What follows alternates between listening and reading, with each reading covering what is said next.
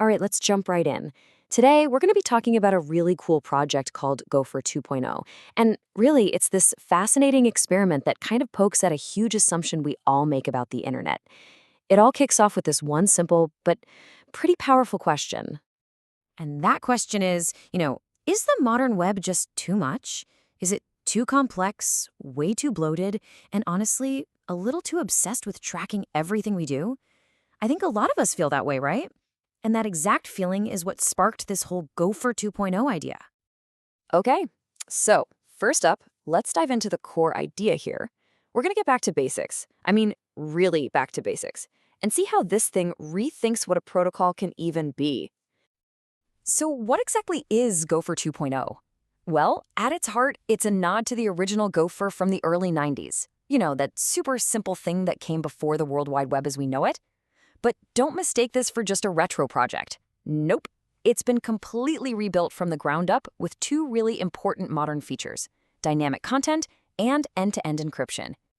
And the whole philosophy is just minimalism. Think about it. Encryption isn't something you add on later. It's the default. And just as important is what they left out. You get no JavaScript, no complicated HTTP headers, and zero tracking, period. This means whoever is running the server has total, and I mean total, control in this super simple, secure little bubble. All right, so that's the big idea. But how does it actually work?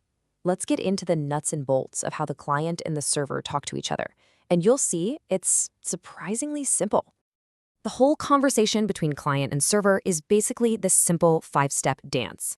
The client says, hey, I'd like to see what's at this path, which is called a selector. The server looks up that selector and its little map, whips up the content, encrypts it with a secret key, and sends it on its way. Then the client, which has the same secret key, just decrypts the message, and boom, there's your text. That's the whole thing. It's clean, it's secure, and it's incredibly efficient.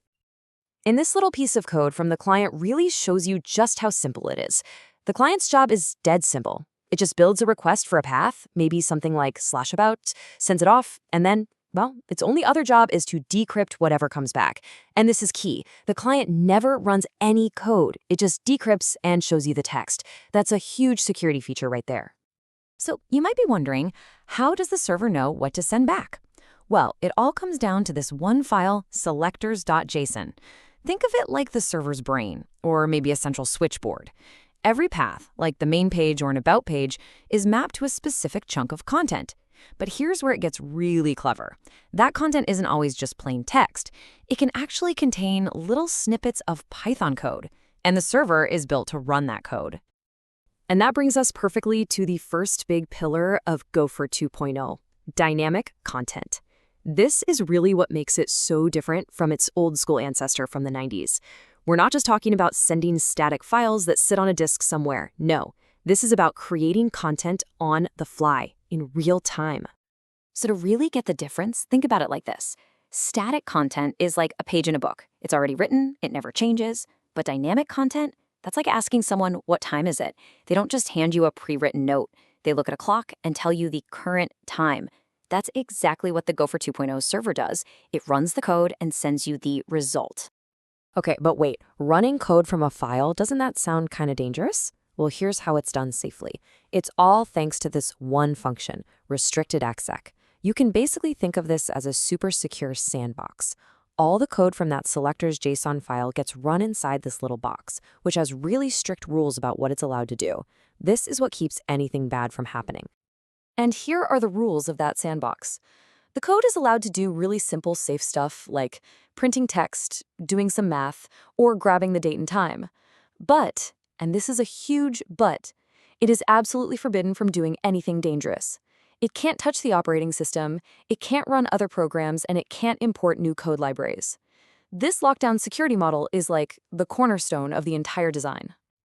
All right, on to the second major pillar, end-to-end encryption. Now, with Gopher 2.0, security isn't an afterthought, like HTTPS can sometimes feel.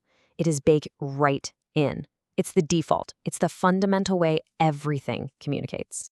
And it pulls this off using a really strong, industry-standard type of encryption called AES-25519 GCM. Now, that sounds complicated, but in plain English, it gives you two guarantees. First is confidentiality, which just means nobody else can read your messages. And second is integrity, which means you can be sure the message you received is the exact one that was sent, no tampering allowed. So how does it all work? Well, it's all about a pre-shared key. You see this long string of letters and numbers here? That's the secret password. Both the client and the server have to have this exact same key written right into their code. If the keys don't match, communication just fails. It's literally like having a secret decoder ring that only you and your friend have the key to. And this right here is the result. If someone tries to snoop on your network connection, regular old HTTP traffic is like reading an open book, but Gopher 2.0 traffic? To them, it's just complete gibberish, a meaningless stream of scrambled data. Unless you have that secret key, you're not seeing anything. Okay, so after all that, you might be thinking, is this going to replace the web?